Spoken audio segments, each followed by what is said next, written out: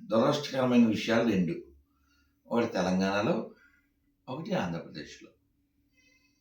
తెలంగాణలో 2 జరిగినియి. ఒకటి బాన్సువాడ. ఒక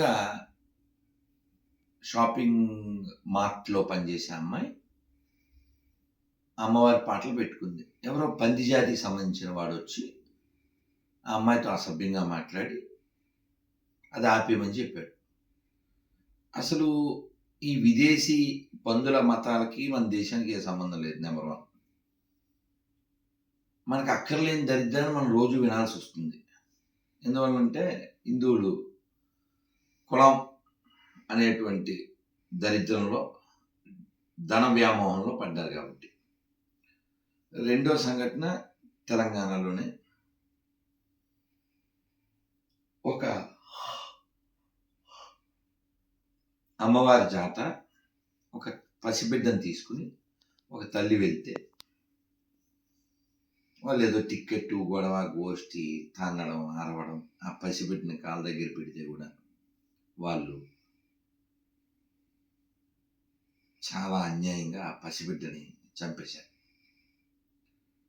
వాడు ఎవడైనప్పటికీ కూడా పసిబిడ్డ చావుకి కారణం అయిన వాడు ఖచ్చితంగా శిక్షింపబడాలి. ఆ తల్లి యొక్క గర్భశోకం ఎవరు తీర్చలే. ఇంకో విషయం ఏంటంటే దేవాలయాల్లో టికెట్లు ఉండకూడదు. దీనిలో సుప్రీంకోర్టు సుమోటోగా తీసుకోవాలి. ఎందుకు కట్టాలి డబ్బులు? ఆడెవడో ఇక్కడి నుంచి విదేశాల యాత్రలకు వెళ్తుంటే ప్రజల ట్యాక్సులు డబ్బులు కట్టడం ఏంటి? మసీద్ నుంచి చర్చి నుంచి రూపాయి రాదు. గుళ్ళలో ఏమో వేల కోట్లు దొబ్బేస్తారా? మేమో టికెట్లు కట్టాలా? ఎందుకు కట్టాలి? సిగ్గుండక్కలా? సెక్యులర్ కుక్కలో కొంచెం స్పందించండి ఈ విషయంలో. అలాగే తీన్మార్ మల్లన్న ఇంకా ఎవరెవరో వెళ్ళారు. రే శ్రీనివాస్ రెడ్డి బయటికి రా అని చాలా గట్టిగా అడిగారు. ఆ విషయంలో మనం మెచ్చుకోవాలి. అదే తీన్మార్ మల్లన్న ఖచ్చితంగా ఏరా హిందూ అమ్మాయిని పాటలు పెట్టుకుంటే నోటికొచ్చినట్టు వాగుతావా అని వాడిని కూడా వాడి ఇంటికి వెళ్ళి పిలవాలి. వీళ్ళకి గట్స్ ఉన్నాయని అనుకుంటే లేవని మనకి తెలుసు ఆ కథ. ఓకే. తర్వాత 3వ దుస్సంఘటన. రాజమండ్రిలో వాడెవడో గణేష్ అంట